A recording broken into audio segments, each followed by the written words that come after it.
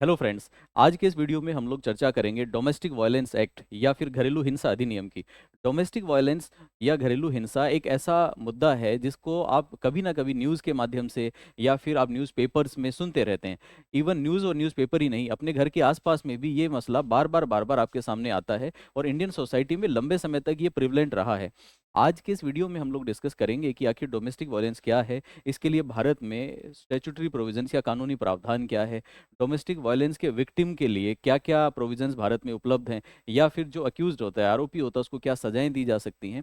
अगर आप judicial service की प्रिपरेशन कर रहे हैं, सिविल जज बनना चाहते हैं, या फिर लीगल बैकग्राउंड की कोई भी सर्विस के लिए आप तैयारी कर रहे हैं, आप एडमिनिस्ट्रेटिव सर्विस की तैयारी कर रहे हैं, तो ये वीडियो आपके लिए बहुत उपयोगी होने वाला है। और साथ के साथ मैं ये ऐड ऑन करूंगा कि अगर आप एक फीमेल हैं, एक महिला हैं, या फिर आपके घर में कोई महिला है, तो उन तक ये वीडियो ज़रूर पहुंचाएं, सो दैट महिलाओं को उनके अधिकारों का ज्ञान हो, और जो मेल कम्युनिटी है उनके लिए भी ये वीडियो दूसरे एंगल से बेनिफिशियल है कि आपको ये पता चले कि कहीं आपके खिलाफ कोई फेक केस, झूठा केस तो नहीं हो रहा, और अगर हो रहा है तो वहाँ पे आपके पास क्या रेमेडीज अवेलेबल हैं। वीडियो के लास्ट तक बने रहिएगा। अभी तक चैनल को सब्सक्राइब नहीं किया तो कर लीजिए, अपने दोस्तों के साथ शेयर कर लीजिए और लाइक करते हुए आगे बढ़ते हैं। देखिए, सबसे पहले हम लोग ये समझें कि घरेलू हिंसा या डोमेस्टिक वायलेंस क्या है और इसकी नीड आखिर क्यों आई। हम सभी जानते हैं कि हमारे भारत में पुराने टाइम में अ, एक मेल डोमिनेटेड सोसाइटी रही है, जिसके अंदर पुरुष प्रधान या पैट्रियार्कल सोसाइटी थी। अब पुरुष की प्रधानता की वजह से समय के साथ में जो मेल कम्युनिटी है, उनके अंदर, मेल मेंबर्स के अंदर एक डोमिनेंस की फीलिंग आ गई। उन्हें ये लगा कि मैं परिवार का मुखिया हूँ, मैं ब्रेड अर्नर हूँ, रोटी कमा के लाता हूँ, तो मुझे हक है, मैं जो चाहूँ वो कर सकता हूँ, और परिवार के सभी लोग, स्पेसिफिकली फीमेल्स, उनके ऊपर मेरा हक है, और मैं चाहूँ तो उनको मारूं, पीटूं, कुछ भी करूं। ये एक फीलिंग समय के साथ में लोगों में डेवलप हो गई। पुराने ज़माने में एक पैटर्न रहा कि पुराने ज़माने में हमारे भारत में स्पेसिफिकली फीमेल्स को घर से बाहर जाने की परमिशन नहीं होती थी।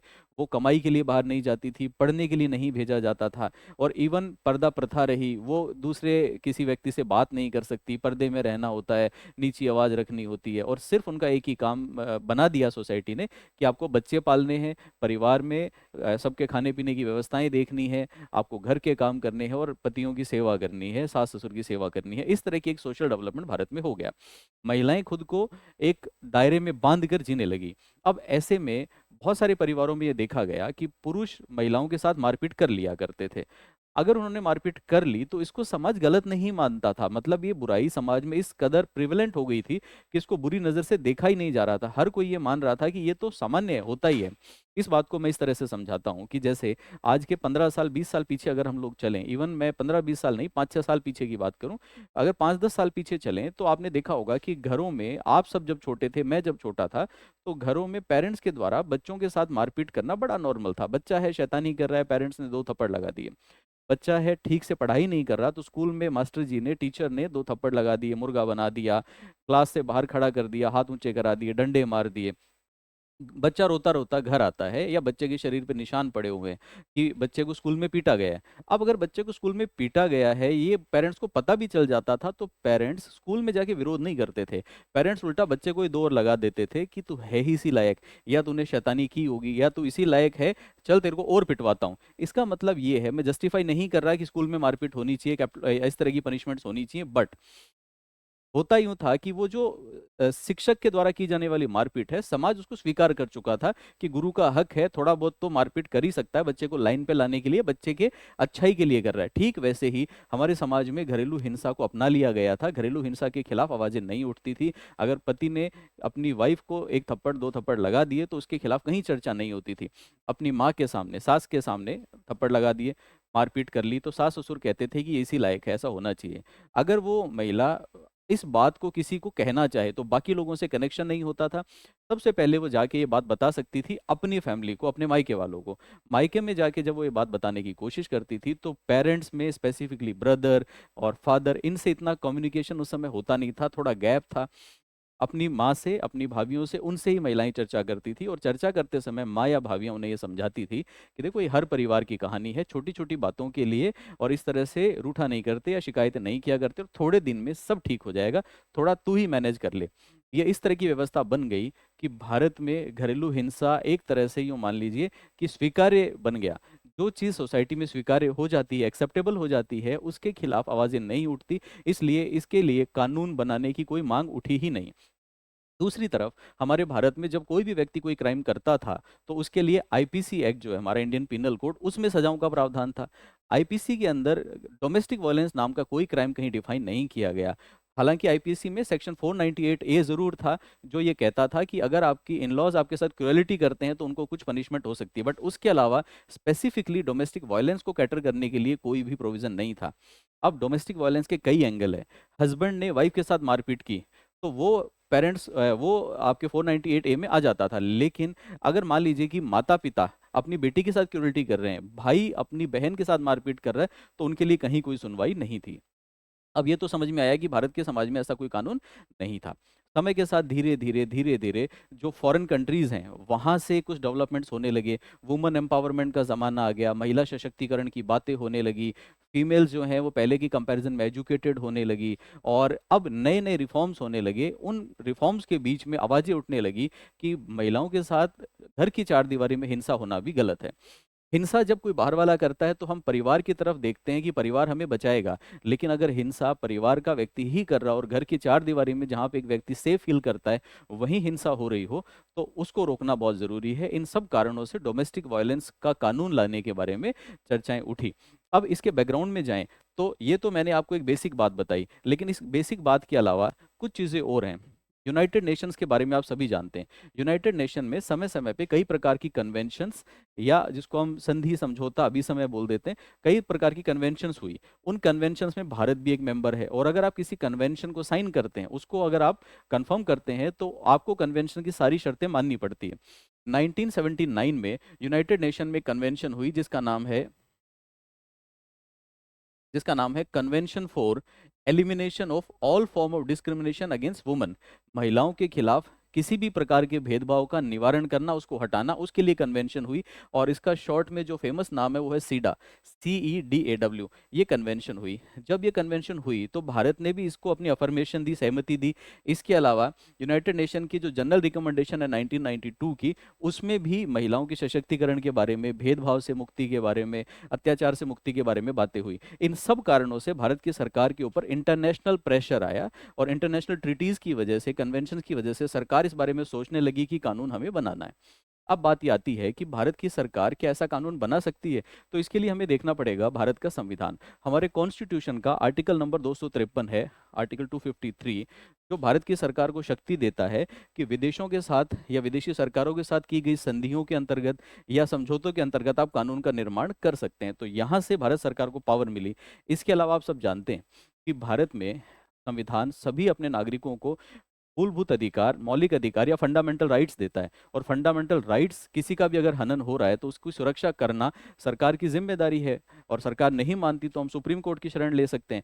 तो भारत में हमारे कॉन्स्टिट्यूशन में फंडामेंटल राइट है आर्टिकल नंबर 14, जो ये कहता है कि कानून के समक्ष सभी को समान माना जाएगा। आर्टिकल नंबर 14 वायलेट हो रहा था क्योंकि महिलाओं के खिलाफ हिंसा हो रही है और कानून उनकी सुनवाई नहीं कर रहा। आर्टिकल नंबर 15 जो है वो बेसिकली भेदभाव को रोकने की बात करता है। वो ये कहता है कि किसी भी व्यक्ति के साथ में उसकी रेस, रिलीजन, कास्ट, जेंडर या बर्थ प्लेस के आधार पे, मतलब धर्म, जाति, या उसका जो रंग रूप है, उसकी जो लैंगिक स्थिति है, उनके कारण उसके खिलाफ भेदभाव नहीं किया जाएगा। लेकिन अगर देखा जाए तो ये तो एक तरह से जेंडर बेस्ड भेदभाव हो रहा था। महिलाएं वायलेंस की शिकार हैं, उनके ऊपर अनावश्यक बहुत सारे उत्पीड़न हो रहे हैं। तो इन सब कारणों से, इसके साथ साथ एक आर्टिकल 21 की भी बात कर लेते हैं। आर्टिकल 21 आपको बताता है protection of life and personal liberty, जिसको हम हिंदी में बोलते हैं प्राण और दैहिक स्वतंत्रता। तो इन सभी आर्टिकल्स का उल्लंघन ये माना गया कि वुमेन के खिलाफ वायलेंस गलत है। इन सब कारणों से भारत की सरकार दबाव में आई और उसने 2005 में एक कानून बनाया जिसका नाम रखा डोमेस्टिक वायलेंस एक्ट, घरेलू हिंसा अधिनियम। अब ये जो डोमेस्टिक वायलेंस एक्ट है, इससे पहले की पोजीशन देखें तो क्या इससे पहले किसी महिला के साथ मारपीट होने पे उसके पास कोई समाधान नहीं था? समाधान था, लेकिन सिर्फ एक, वो था section 498 A of the IPC. लेकिन आप इस बात को समझिए, आईपीसी एक जनरल लॉ है। जनरल लॉ से मेरा मतलब है कि आईपीसी के अंदर सभी तरह के क्राइम लिखे हुए हैं, उनमें एक छोटा सा क्राइम ये भी डाल दिया, सेक्शन 498 ए। लेकिन डोमेस्टिक वायलेंस एक स्पेसिफिक लॉ है जो सिर्फ और सिर्फ डोमेस्टिक वायलेंस को कवर करता है। इसको यूं समझ लीजिए कि अगर आपको हार्ट का ऑपरेशन कराना हो और एक सर्दी जुकाम बुखार लूज मोशन की दवाई देने वाले डॉक्टर से हार्ट का ऑपरेशन कराओगे या हार्ट के स्पेशलिस्ट से। तो ठीक वैसे ही कानून, जो जर्नलिस्टिक कानून होते हैं, वो सभी चीज़ों को सामान्य तौर पर देखते हैं। स्पेसिफिक कानून, स्पेशल कानून होता है जो एक सब्जेक्ट मैटर को कवर करता है। इसलिए डोमेस्टिक वायलेंस एक्ट को बनाया गया। डोमेस्टिक वायलेंस एक्ट महिलाओं के अधिकारों को कम नहीं करता। भारत के किसी भी कानून में महिलाओं को कहीं भी कोई भी अधिकार प्राप्त है, डोमेस्टिक वायलेंस उसको एसोसिएट करता है, उसको बढ़ाता है या उसका साथ देने के लिए बना है। अब इस कानून के बारे में एक खास बात है, यहाँ पे अगर आप देखेंगे तो यहाँ पे एक चीज लिखी हुई है, एक्ट नंबर 43 ऑफ 2005। एग्जाम के एंगल से इंपॉर्टेंट बन जाता है, ऑब्जेक्टिव क्वेश्चन में इंपॉर्टेंट है, इसको याद कर लीजिए। 2005 में बहुत सारे कानून रखे गए होंगे पार्लियामेंट में, तो हर कानून जब वहां पे जाता है तो उसको एक नंबर दिया जाता है। तो ये उस साल का 43वां कानून था। और इस कानून को आप ध्यान से देखेंगे तो इस कानून को जो सहमति मिली वो मिली 13 सितंबर 2005 को। तो 13 सितंबर 2005 को ये कानून पास हुआ या इसको सहमति मिली, ऐसा आप कह सकते हैं। लेकिन ये कानून 13 सितंबर 2005 को लागू नहीं हो पाया। इसको लागू होने के लिए इंतजार करना पड़ा और ये कानून 2006 में जाके लागू हुआ।